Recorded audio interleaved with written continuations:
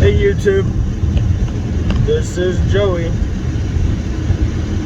coming at you with, I'm going to be talking about what car companies are good at, what certain car companies are good at,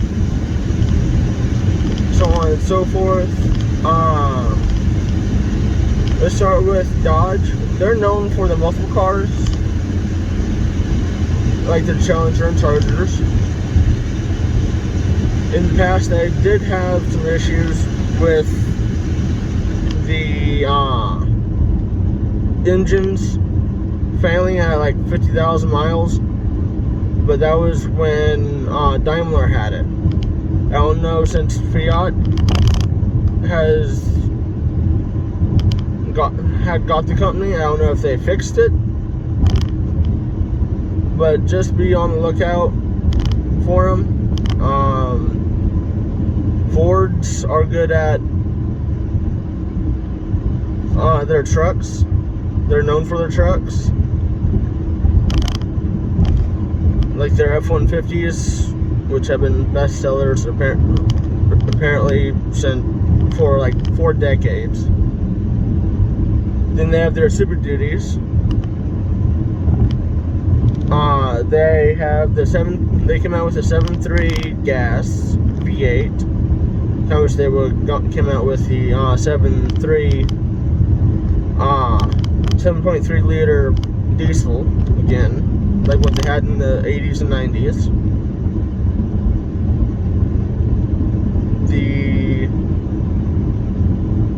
Then they have the 6.2 liter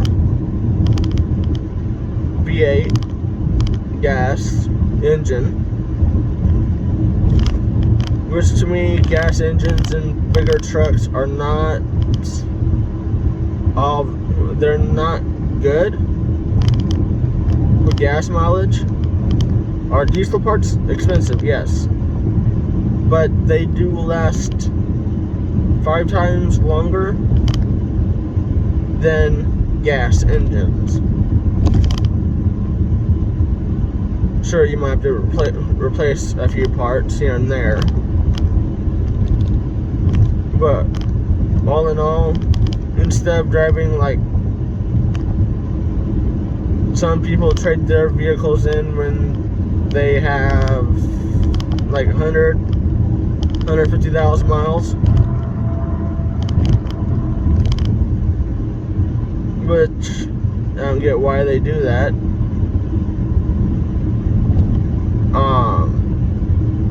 Right, because they know that sooner or later their engines are gonna go out.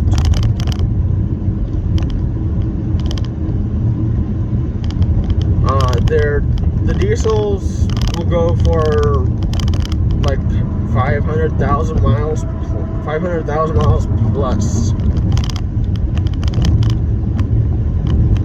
which is pretty good.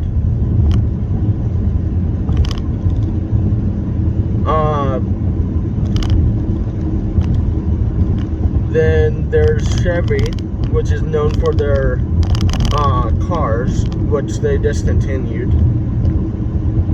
Their SUVs are alright, except their new cars that they have left over, and some of their trucks and SUVs won't start if it well, they will start, but they will have the engine light on, which to me, you have to get that fixed pretty quick.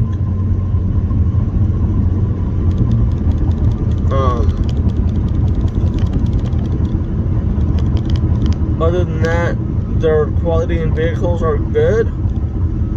Their trucks aren't, in my opinion, aren't all that. They need to update quite a bit of their features, especially on the interior, like their infotainment center, their gauge cluster. A lot of these companies are going all digital for the gauge clusters. And Chevy should step up to the game and do that in their trucks. Like Ford and Ram, their trucks have the big old 12-inch screens, and all Chevy and Jam has is 8-inch screens, which they're a little behind in technology.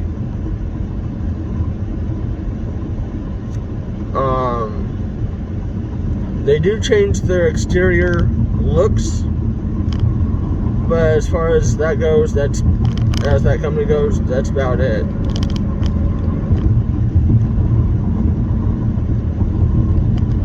Yes, GM owns Cadillac and Buick, which have bigger screens. Oh, bless me. Whew. Anyways, yes, Cadillac and Buick has bigger screens, but you're gonna pay a premium price for them.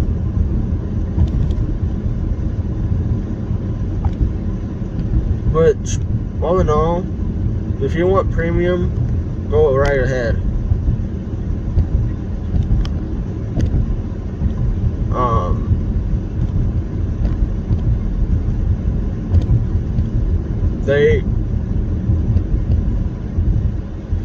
GM is a good company, all in all.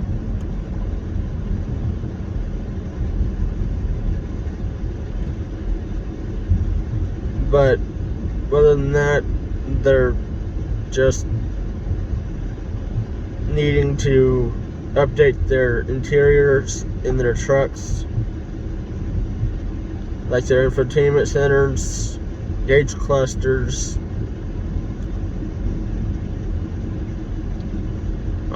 Ford's, they've updated just about everything this past time. When they updated the whole truck, they updated the interior, they updated the exterior, which in my mind is good. They're up to date with technology, which they should be.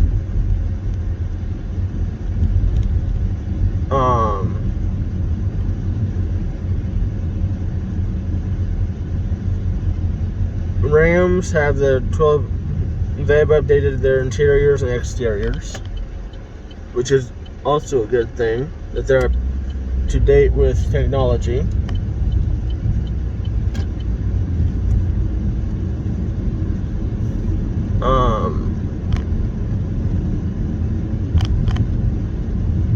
Those are the big companies in the United States for automotive besides Tesla. I'm not really up to date with Tesla. I don't see the point of everyone going to electric cars. Everyone says that they're the future. Teslas have had a lot of trouble with their electronics in their vehicles.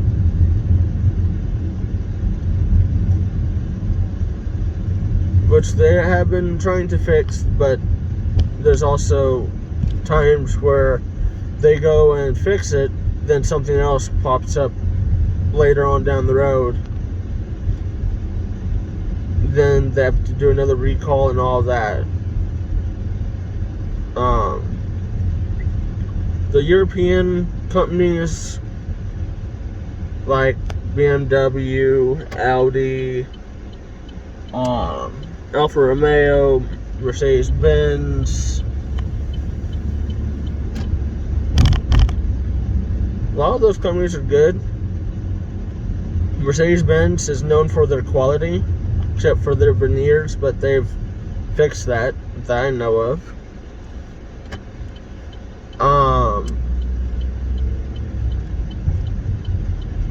Their infotainment center in their E-Class, A-Class, A-Class and E-Classes and S-Classes all have digital displays.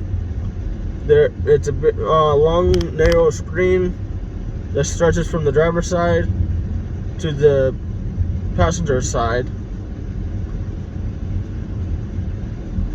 which I kind of like. It's all one. It's not with vents right here, like in the middle of the car and stuff. They do have vents on the bottom of the screen where it's hidden.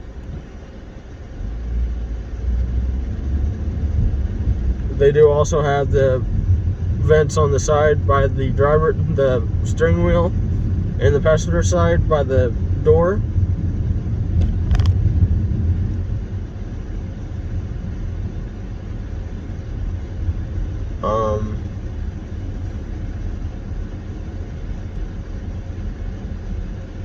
Then Mercedes-Benz has the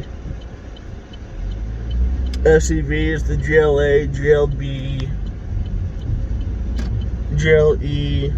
GLE, I do believe the GLS has the same infotainment center and base cluster as their A-Class and E-Class and S-Class sedans.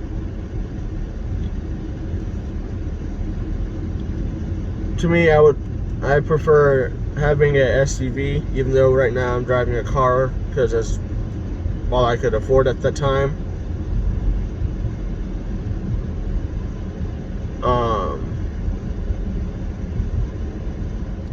The GLA, GLB, and GLE, GLS classes, they're awesome vehicles. For me, in my opinion, it's better to get a mid-size SUV where you have all the room that you need to do grocery shopping in, have enough room for kids, for friends, family. The compact SUVs, in most cases, don't really have that much leg room. Especially if the driver and the passenger are tall, you have to have the leg room. You're not left with a lot of leg room back there.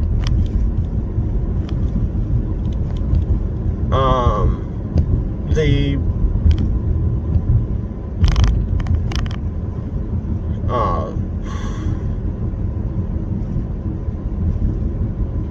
mid-size SUVs are big enough. I don't see the point of going to the GLS class. That, to me, that's just way too big for anyone. Especially if you're the only one that's going to be driving it.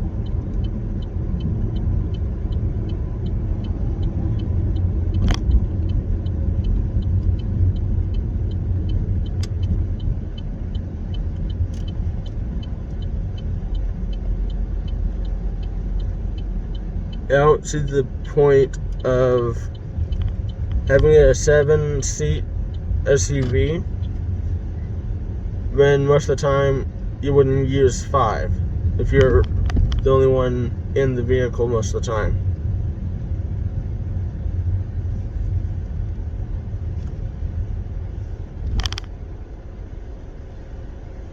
I'll talk more about it later. Until then, this is Joey. Have a nice day. Be safe.